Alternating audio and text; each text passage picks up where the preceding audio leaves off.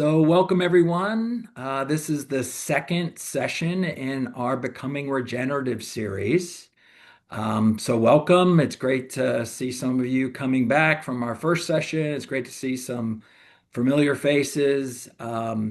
Just real quick, the intention behind these sessions is to provide you an experience of what we mean by regenerative practice. And in certain respects, there are certain aspects to that. One of those aspects is that we strive to engage each other in a way that is developmental.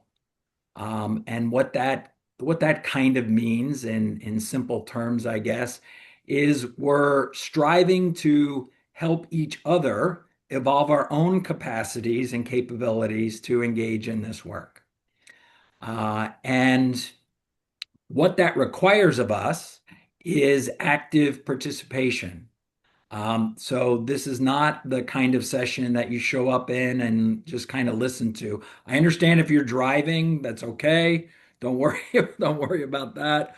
But the idea is we're trying to encourage your active participation in this. We're going to be engaging in breakout groups, and so it's a participatory activity as opposed to a passive one where you're just sitting there listening in and trying to learn that way. Um, the other thing that I'll urge you to do is a lot of the stuff that we deal with is it can get complex and you can get bogged down in it. So the one thing we'll urge you to do is just treat everything that we're going to be playing with today lightly. So think of it as we're here to play together in this sandbox of ideas. So with that, I think Karen's gonna introduce the opening exercise.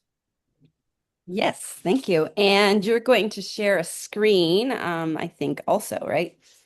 I can do that.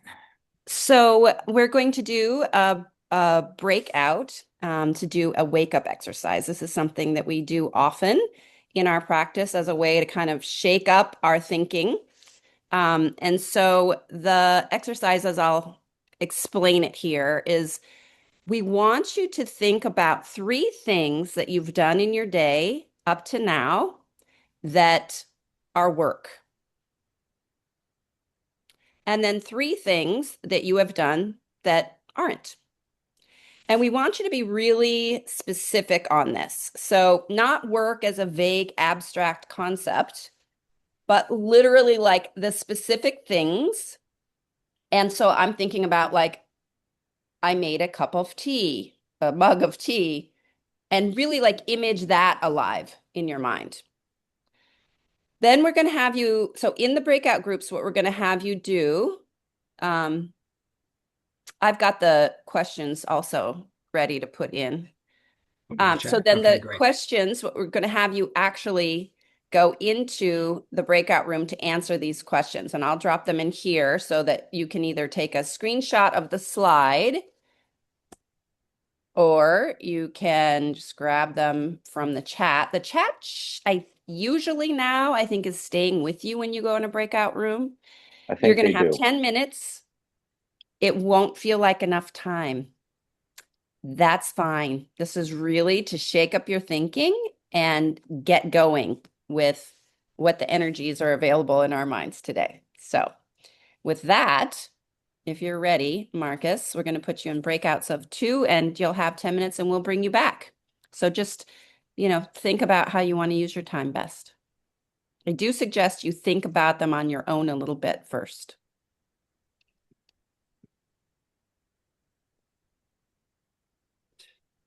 Here you go.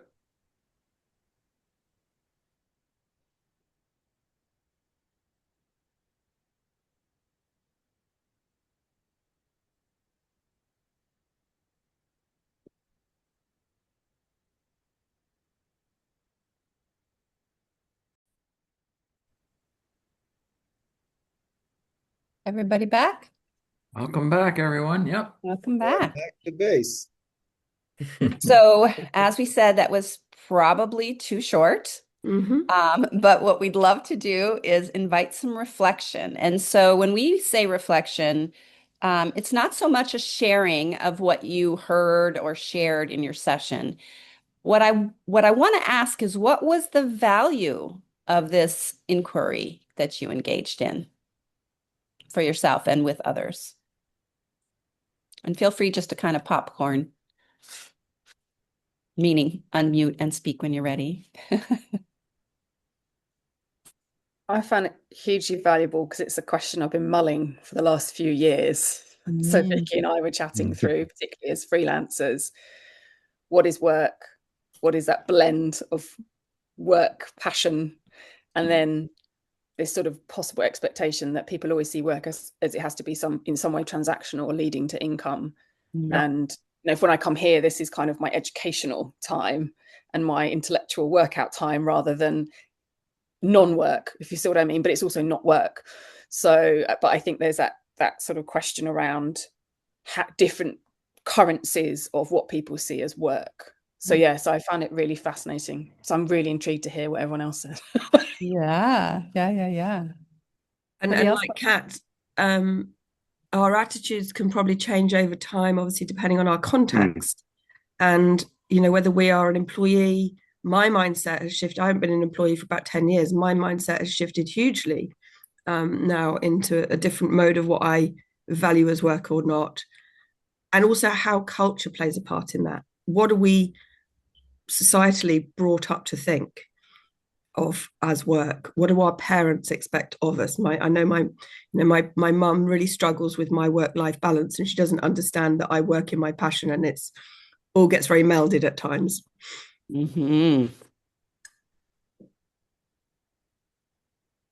Yeah, I was just reflecting to what we were just sharing also. I don't quite understand when I would stop working because I'm traveling all the time.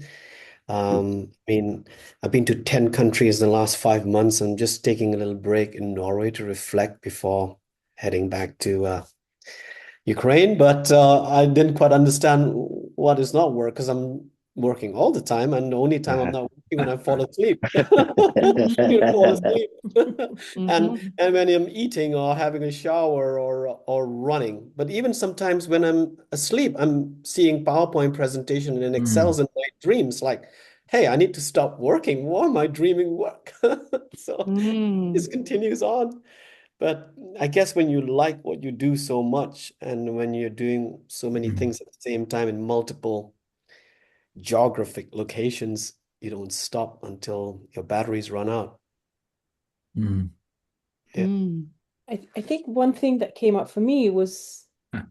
the notion around intention. And it's almost like the intention to go into the room of work, whether it be work you get paid for, work you're working on developing something, work where you are working on yourself, work when you're going, I'm going swimming, is that work? I don't think, so it's the intention that I'm setting, like to what kind of outcome expectations, there's like a negotiation almost that takes place before you go into that room. Mm.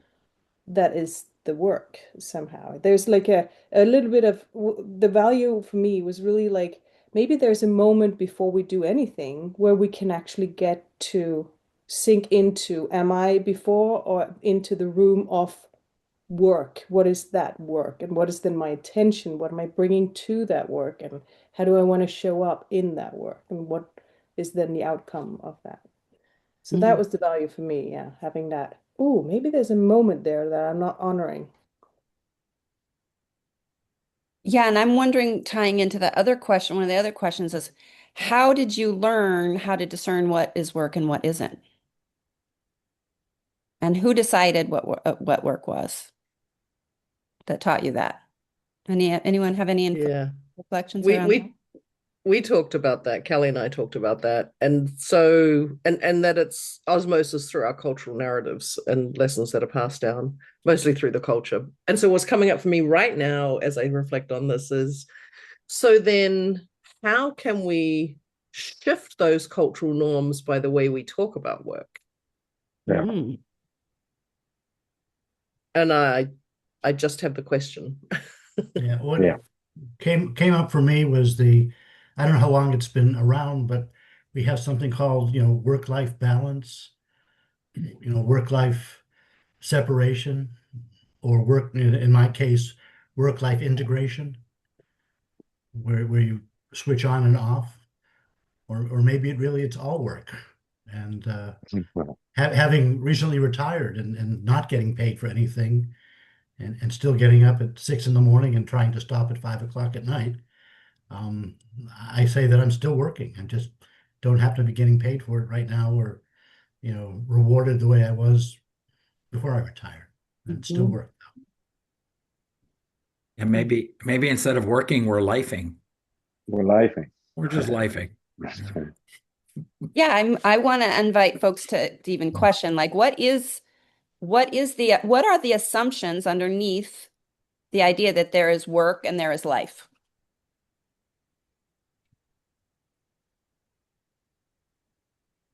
I don't know. I'm starting my morning here, so I haven't dove into like work, and my workload is really light at the moment. So in our conversation, in trying to discern like what's work and what's not work, for me it was like effort, having to like put in the effort. So my work example was just making coffee. I have to grind the beans and boil the water, and that was work in a sense that I'm putting effort into something. But then enjoying my coffee was more of a passive exercise that didn't feel like work. So that was again coming out of the traditional work model, but like what is work? It's more about maybe an effort or something for an outcome or an end result. For me, it's a bit around commitment, but it's not that you don't have commitments in life either, might be going to a wedding or something. So it's really hard, isn't it, to define the difference. But definitely my work isn't, I don't do what pays me money. I do what I feel needs to be done. Is lying in the hammock watching the clouds pass by, is that work? And why is it or isn't it? Definitely if you're a meteorologist. Ah, because it's aligned, right? I suppose depends on the extent of integration with whatever you deem work is. I don't know. It's so hard. But what if you're like considering your big hairy problem of, the day in your real work, right? While you're laying in the hammock, could that not be integration, right? Is everything and nothing, right, considered work? Like doing the coffee, is that the preparation for your mind, and the swimming in the morning, like you're exercising, you're preparing yourself for the work, right? And then at the evening, you're integrating all of everything that happened. I don't know. Could it all be considered work in like a more playful, joyful way? Because work, I think we all love what we do. Is it around purpose as well? Because I think, like you say, there's sort of, you could be lying in the hammock thinking about the project. And I think there's an internal, external thing. Someone could look at it and go, they're lying in a hammock, they're not working. But they might not know they're a meteorologist, or that they're thinking about something else, or that they're actually an artist and this is their really important absorption time. And I suppose if we think about, back to when man first existed, they worked because they needed food or shelter or something. So it wasn't, probably work was never a concept. And so it was a purpose-driven thing. And I suppose the concept of work has become, as we've evolved, class systems and society systems and industrial, it's become something, some of us carry around our work all the time because it's in our heads and it's cerebral. But if you were working in the mills in north of England, in the pre-industrial area, you would have done your work and then gone home. I very much doubt you would have gone home and thought about the loom when you didn't need to. So I think those divisions have sort of maybe fused. So to the question about who thinks that, I don't know whether it starts at the point of purpose and whose purpose you're doing it for, I suppose. And as we tick off our Maslow hierarchy needs, food and shelter are very obvious, but as we get into the self-fulfillment area, which is a purpose as well, then yeah, what is that work? Yeah, and I think actually, I think you could potentially argue that in that hammock is where the real work happens. Because this is where you synthesize, this is where you start to blend, like what Brumley was saying, like this, you sleep, and then this is when the answers come to you. This is when the real PowerPoint presents itself. This is where you can lie in that hammock, and this is where you can soak in also essence of place. Suddenly you hear things and you take in things. You can start to smell things because you're just in a different state. So yeah, it's maybe that's where the real work happens. And certainly working in travel. I love sitting on long bus journeys, but that's where I probably learn the most, right? Yeah. Right. In some foreign country. So these are all perfect segues into our next session. This isn't done. We're going to be working with this question in many different ways throughout this session. So let's move over to the next part with Marquez.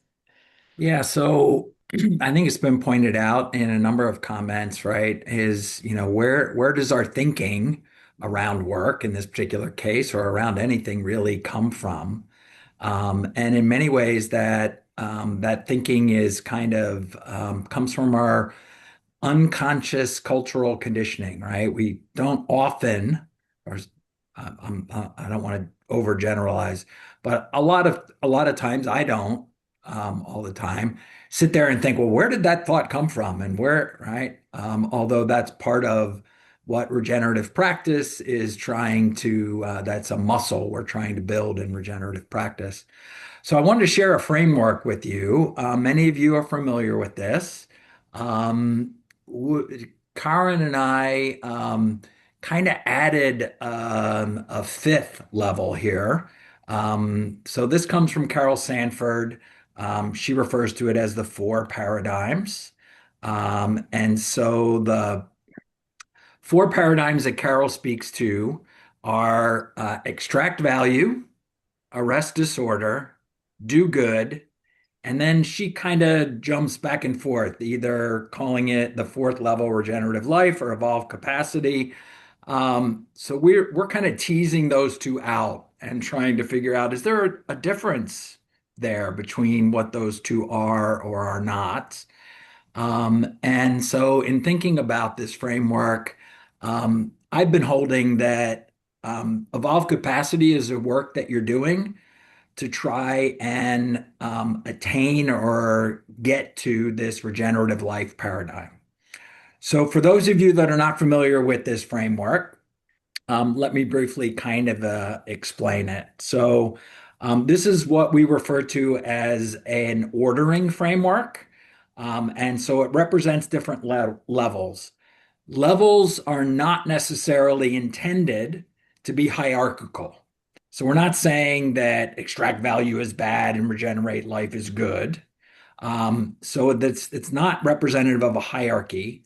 The value here is being able to, as you're thinking about where your thoughts are coming from, figure out what level is that coming from and what aspect of my cultural conditioning is kicking in here and influencing how I'm thinking about, in this case, work, right? However, I'm thinking about what I'm thinking about. And the idea behind being able to hold these ordering frameworks is it enables us to then recognize and examine the source of those thoughts and then evaluate, well, what if I thought about it at this level, the same thing at this level? How does that change my thinking? And so in this particular framework, on the bottom of the screen there is the extract value. That's typically the way that uber capitalistic economy would operate, right? It's all about maximizing return to shareholders and right extracting as much value from the land and from people as you can, right? Accumulating resources at the kind of top of the pyramid. And so there's that little description on the right that it's like the process you go through to do all that.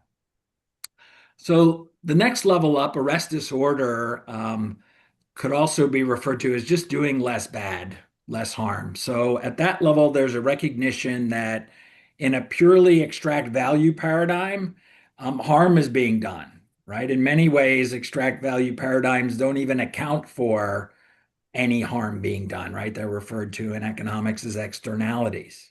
So arrest disorder is at least recognizing harm's being done, and you're taking some actions to try and minimize that harm, right? Or to correct unintended consequences that occur coming out of an extract value paradigm. And the next level up is referred to as do good. So you could maybe think about these three levels here as extract value is kind of like almost pure capitalism. Arrest disorder is we've got companies out there that are trying to practice the triple bottom line or right trying to do some things in what they're trying to do that provide social and environmental benefits. At a do-good paradigm, you might lump together a lot of nonprofit organizations, right? They're trying to really ameliorate harm being done, but they're also trying to do it in a way that produces good in the world. This is the place where this notion of universal ideals and best practices come from. So applying those things no matter where you are on the planet. The next two levels, and this is where Karen and I were talking about trying to differentiate these. I view the evolved capacity paradigm as the work that we're engaged here in regenerative practice is we're trying to develop our capabilities to shift into the regenerate life paradigm. And so that one is one where we're really aligning what humans do with the way nature works. Many of you have probably had these kind of like little glimpses or insights or feelings of, oh, I'm like really in the flow, or I'm right. Oh, I see what the nature of human nature is and how good it can be. And right, we get these little glimpses in different practices.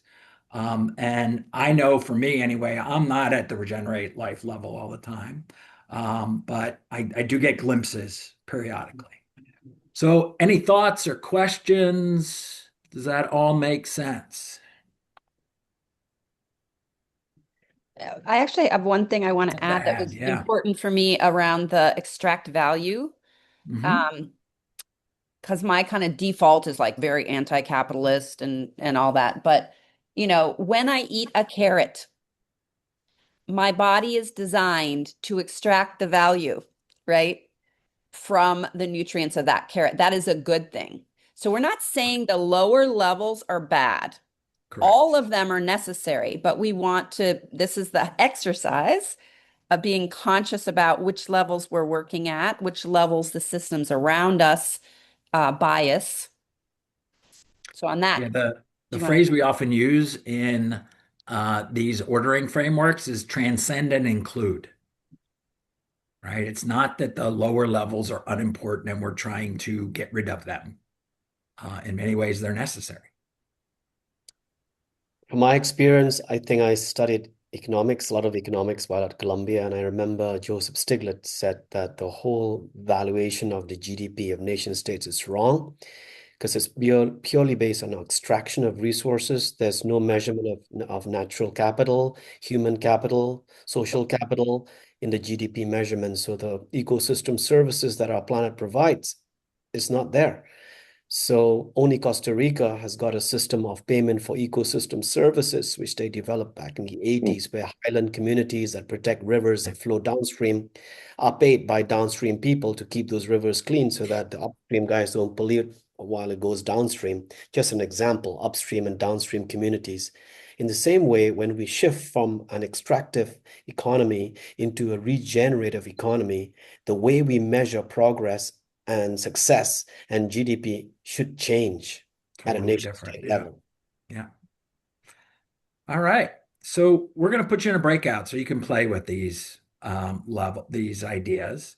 So let me share the exercise. and I put the Um, questions in the chat again if folks want to grab them. Thank you. So what we want you to do is hold your work examples in mind And what we'd like to have you do is kind of just work through the first three levels: extract value, arrest disorder, and do good. And we want you to just, again, treat it lightly, right? You're not going to have enough time to get through all this. Um, but what are the basic beliefs and assumptions, right? See if you can figure out what's behind the purpose of work at each level. And then how is the relationship between your beliefs different at each level around work? And where do you think you're operating? What forces are shaping it, right? So there's a bunch of questions here. We're going to put you in breakouts, hold what you were holding in mind around work to begin with, and uh, go play with it. Play with these levels. Rooms are open. And you'll have 10 minutes again.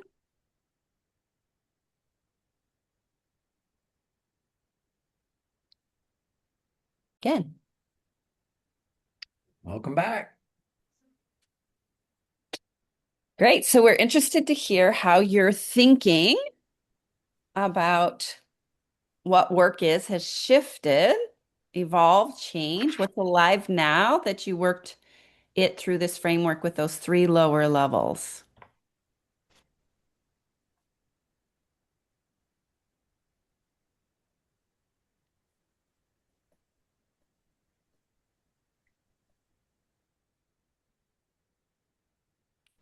I'll share a little bit. Um, yeah, it's hard still even to see the levels without a hierarchy. I admit, and the carrot example was helpful. Thank you. Mm. And I'm thinking of even a phone call I made this morning to a family member where I felt like I was just trying to keep the peace, which is kind of like a rest disorder, maybe. That correct? Maybe. All right. Felt very important to do. It was very, and it wasn't Yeah. attached to like my real estate work, but it was like, this is a phone call that needs to get done. It felt laborious. It felt kind of strenuous, but like in the end, peace was made. And that was super important. It was a very important part of my day. It was before I even got to write an email. And it was on like the lower levels of like the ordering framework too. And it was important to do. So, arresting disorder was very important for me this morning. And would you have thought about it as work if we hadn't had this conversation? It was the first thing that I felt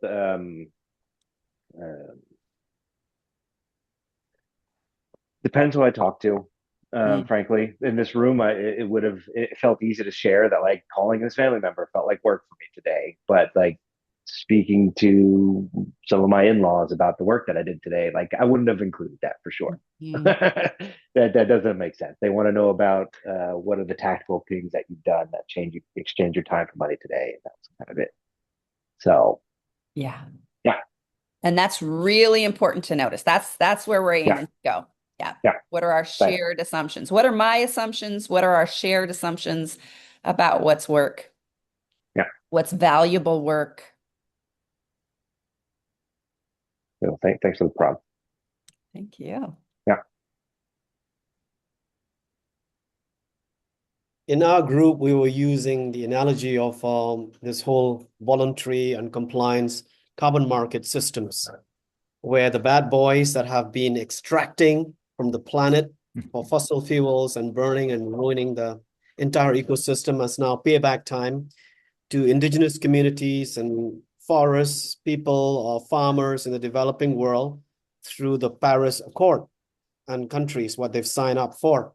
But it can also happen at the voluntary level because they want to do good and they want to look good for their shareholders and stakeholders. So they want a story, the triple bottom line story or the net zero story and the look good story, which could be a bit of greenwashing, but they are trying to realize and look good, at least in the brochure, so they can redeem of their sins and restore ecosystems based on an annual accounting framework, which they have to report to the respective governments and frameworks in their countries, or else that get penalized and taxed. And they have to do it by law, or some of them do it voluntarily, because like Patagonia one of the great social enterprises out there, or some of them try to get the B Corp, which is a very hard standard to get to do good for the planet and for their own people inside their corporation, based on KPIs, which are very rigorous, and also the SDGs of the UN or beyond that.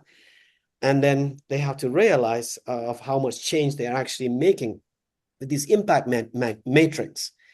And there has to be an independent validator that's independent from the company or the beneficiaries to see, is there actual impact, is there actual change in this corporation or this government policies.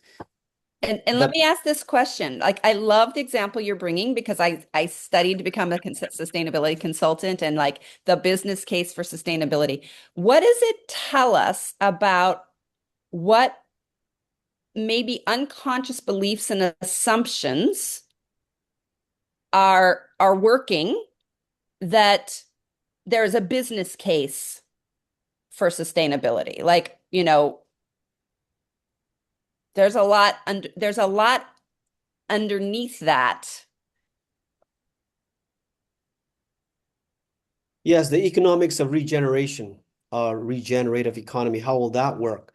When governments put a value on the amount of forest still standing, on the aquifer, how much water, fresh water is left that will feed the entire city, on the clean air that's not going to kill you from cancer, the toxins that we breathe, or the food we grow in a regenerative agricultural framework with no pesticides, no chemicals, so you're not going to die of cancer. How much price you pay for that regenerative carrot that you've just eaten, which has no chemical pesticides on it? Is it better than, it's more expensive, of course, but you have to pay for the price for that farmer who did it, who tended their soil in a regenerative way, or the old way of farming, and who owns that land, and how the value system works for all these farmers that are shifting to no-till system rather than intensive farming with all the machines and all the chemical pesticides and stuff like that. So it's up to us, right? How we value that kind of. Let me interrupt. Karen, you mind if I try and Please ask a do. question? Yep. So, Yep. and maybe a little more specific. So this is related to what Karen just asked but more specific. What are the assumptions about the nature of human nature behind all that? That's the level of assumption that I think Karen's trying to get us to, right? Right. Yeah. The assumption that in order for us to make forward steps on sustainability, that there has to be a business case for it. What are the assumptions under that? That's really what we're getting at here. And we're actually going to switch. So where you're going, and I can't tell what your name is from there, but thank you so much for sharing. We're going to switch now, actually, because there's obviously a full arc of what we want to get you through, to inviting you to the next exercise. So keep those thoughts going. And that last one specifically around what are the underlying assumptions about what's valuable, what's the purpose of life, what's the purpose of work underneath all of these levels as we work through things, I think. Yeah, we're gonna have you play with the next two levels. So I think we want to get into that. Unless somebody has any burning thing they really feel like is important to share, we're gonna put you back in your breakouts and get you to work on the next two levels. Would you mind just quickly resharing the levels again? I didn't get them all down. And you know how to take a screenshot? Yeah, so I'll Okay, quickly great. do that. I didn't do it Yeah, before. great. Yeah, no problem. And I'm dropping the questions for the next round in there too. Got it. Did I already? Got it? All right. So again, we're going to have you hold your work examples in mind and work through the evolve capacity and regenerate life levels. And then observing the difference between those two levels and then the difference between those two and the first three. Right. And if you have time, you could play around with this notion. What if you worked this framework from the bottom up versus the top down? How does that shift? So again, I think we're going to give you, what did we say, Karen? A little around, a little maybe more than 10 minutes.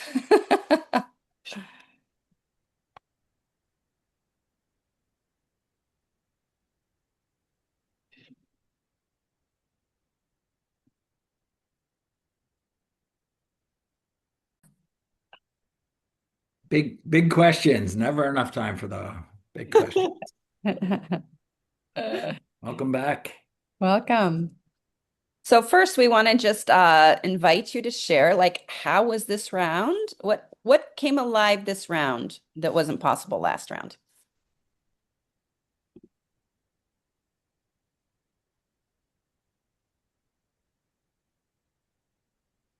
I think it comes down a lot around, we were between the last session and this one, I was in the same group and we're talking about champagne to start with, which was wonderful.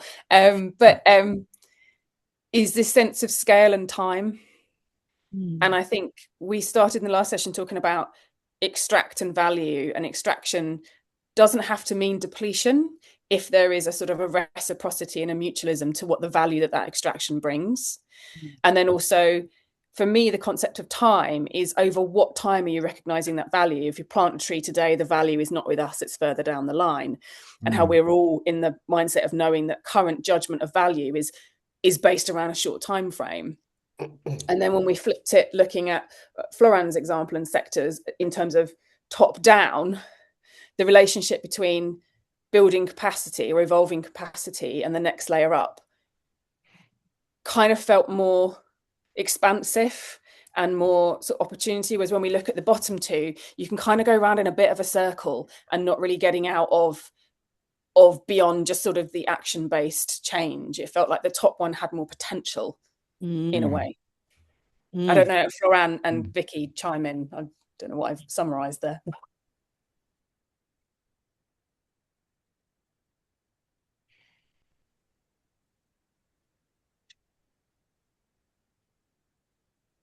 We talked about what needs to shift in us to see the potential in other people.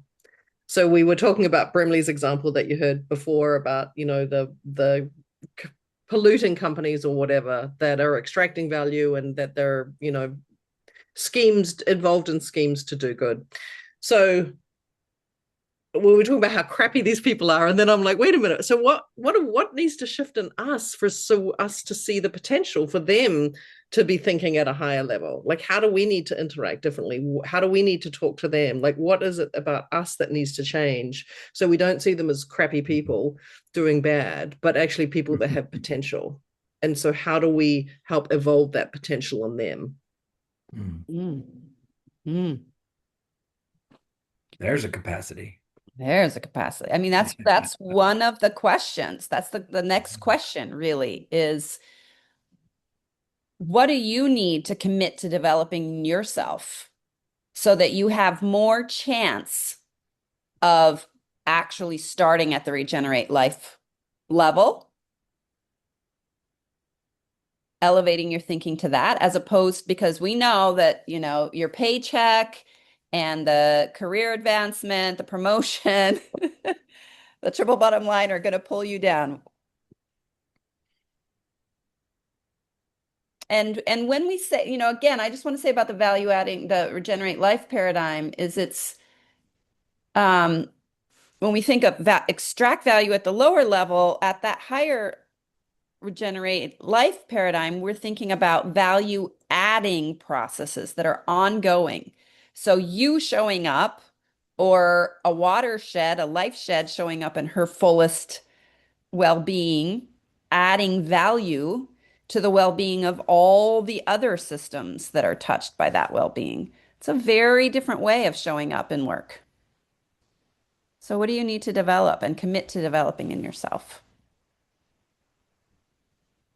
Is there something around permission in that? That's what comes up for me, is the internal permission and also external permission that I think maybe as a Brit we really struggle with. What's the difference between permission and will? Huh. What's the relationship between them? Yeah.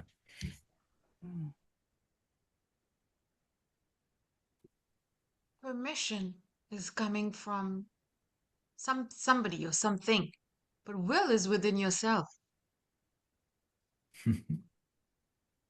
Will has to come within yourself. I think.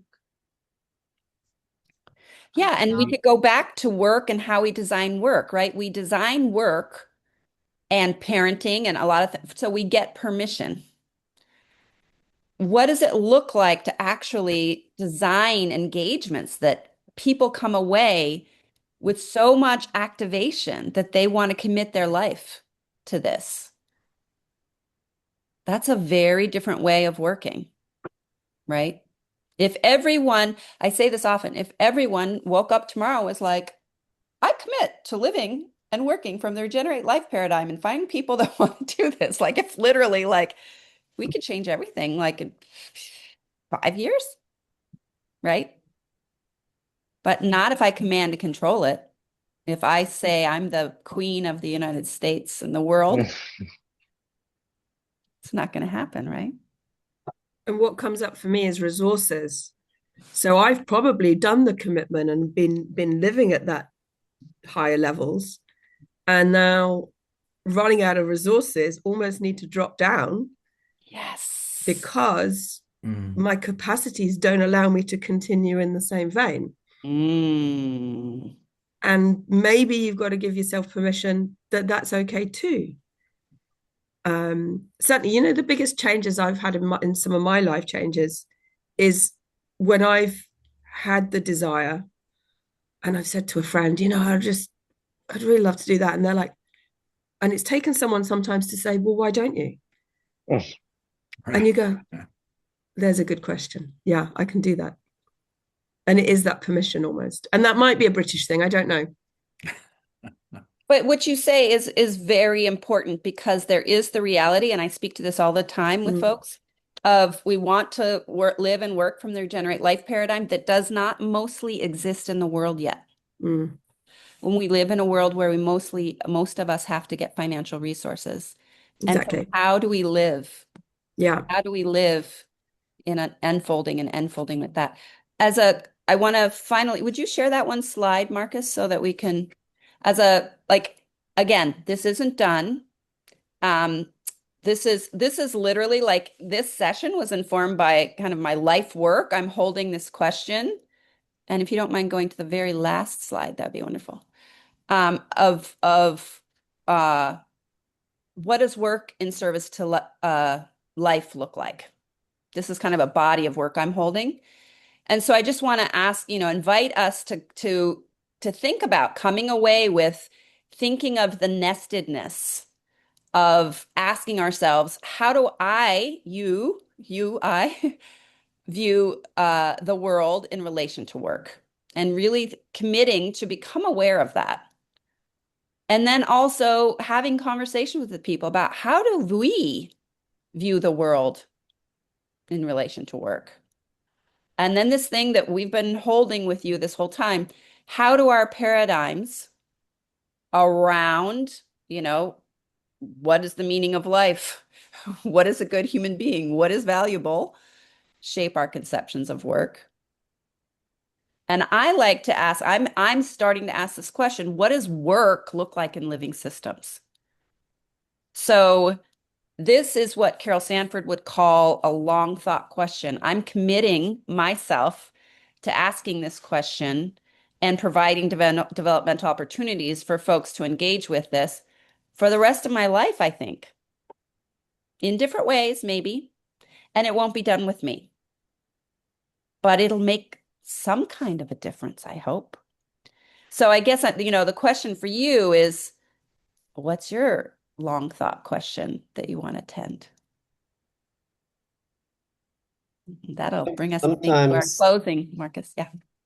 Sometimes I wonder, life is so unpredictable, and I've just lost so many people that were going at full speed, and suddenly they didn't take care of themselves, and they just got a heart attack, and they went, and all the systems they've built came crashing to the bottom. And I remember that when you build something, you need to download everything from your brain to your teams on the ground so that if you get hit by a bus tomorrow, whatever you built will run as if you were never there. And that's true success of building these regenerative teams on the ground that don't depend on the knowledge of just one system there. It should have a backup plan to survive with or without you, no matter whatever happens.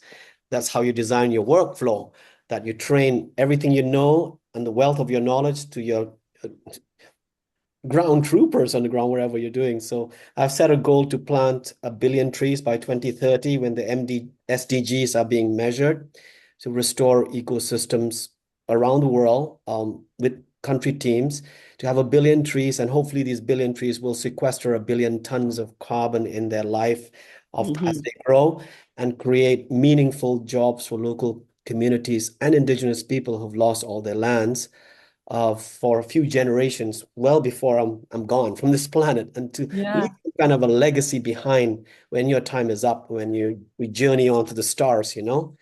So, Yeah, I'll say that Carol Sanford, who's been a leader in regenerative thinking and business, she did that, but she did it in a different way. She didn't want to download her thinking into us, and she actually said her thinking has, like, her school had to dissolve within a year after she passed. What she wanted us to do was develop ourselves so that we can ask, what is the next question that will serve the thriving of all I care about? Hmm. So trees are a great, having been a permaculturalist for many decades, trees are a great nodal intervention, like an acupuncture point. But I know that if people can't think about them as part of a life shed, as part of a community, as part of a value adding process, it can slide down in the levels of paradigm too. So I'm going to just invite you to think about that, of what would actually really support the unfolding of each person to show that what they can bring in service to the larger whole. That's a little different way of thinking about it that I found really valuable. And on that note, I'm going to pass to Marcus, see if you want to start wrapping us up. Yeah, so we got a few minutes left.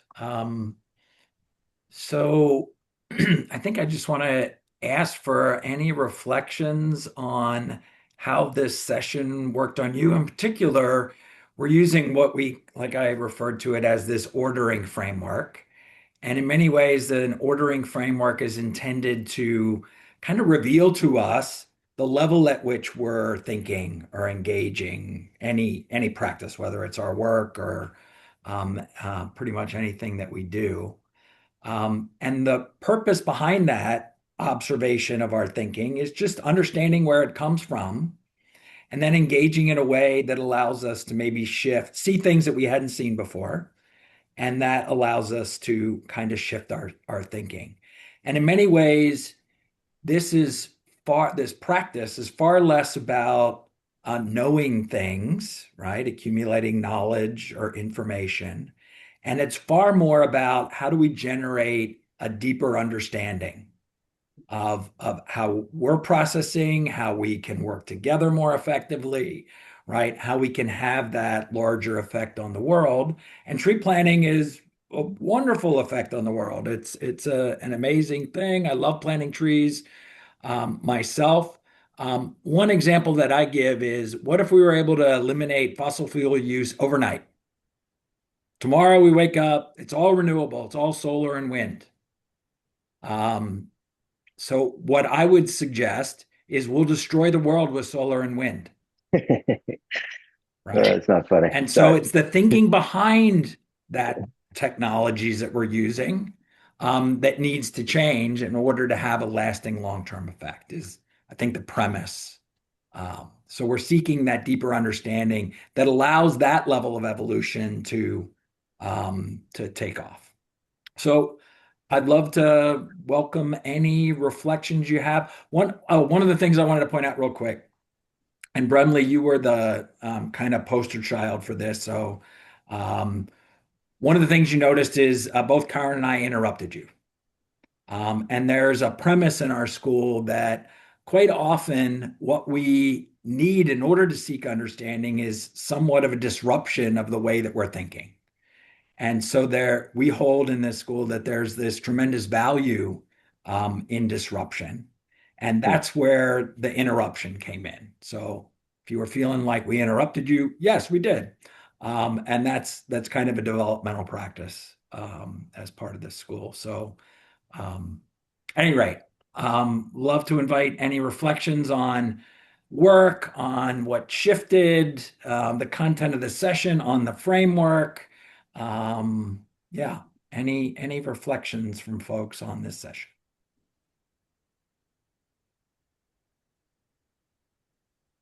So I'm just going to say quickly, and just every time there's another going through all of this stuff, even having been in it for a while, every time it's another practice of awareness. You know, the whole being able to deconstruct your own thinking and look at each piece and dissect it through ordering frameworks is really, it's one of the things that kind of hits home the more you do it. And then suddenly at some point, oh, this is what it means to observe my thinking.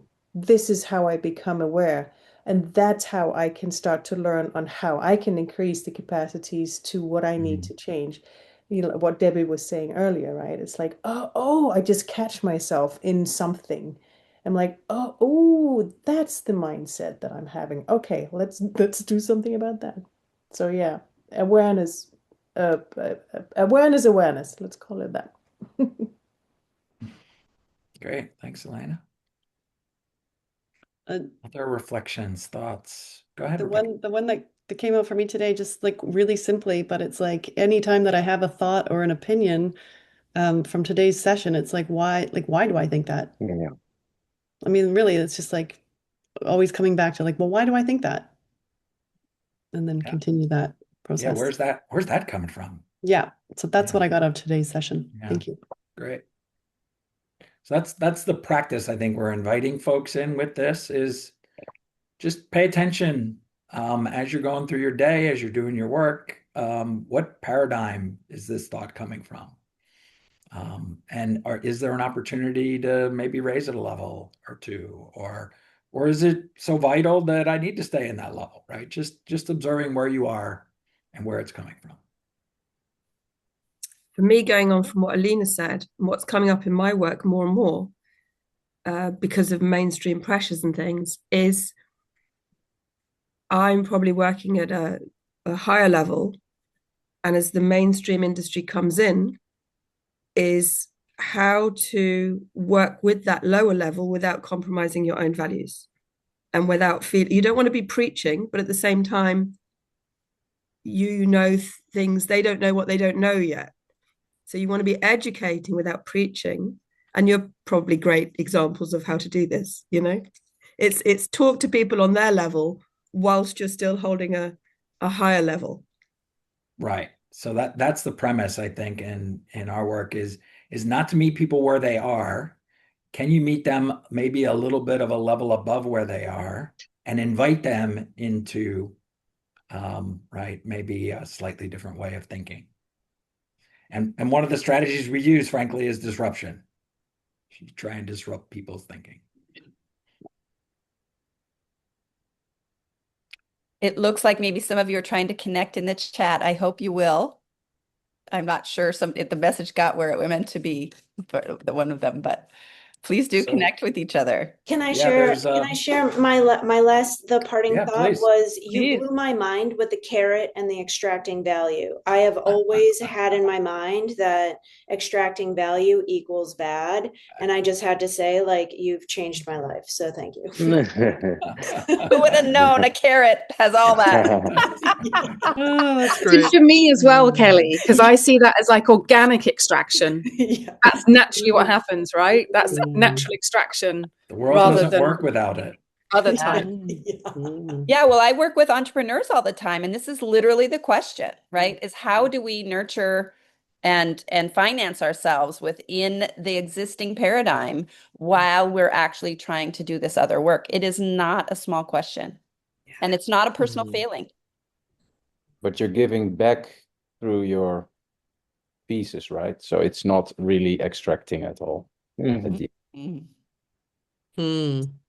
I guess we all have to think how we're going to power the regenerative economy, right? I mean, if Nikolai Tesla was still there, he would give us free energy systems or zero-point energy grid using this universal flux. Right. But we don't have that anymore. But I think there's a Kardashian scale that measures civilizations from 1, 2, and 3 and how they use the energy of their star system or their planet in a sustainable way to power themselves and survive for millennia to come. I'm sure you're familiar with that scale. Kardashian 1, 2, and 3, the civilizations. We're still far away from that, but if we don't take care of ourselves first, we won't be able to give because we are all energy and our souls is all energy. It cannot be destroyed or created.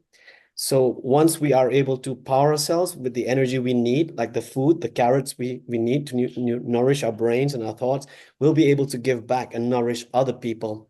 But sometimes people just give, and they burn out and they can't give anymore, and then they're no good.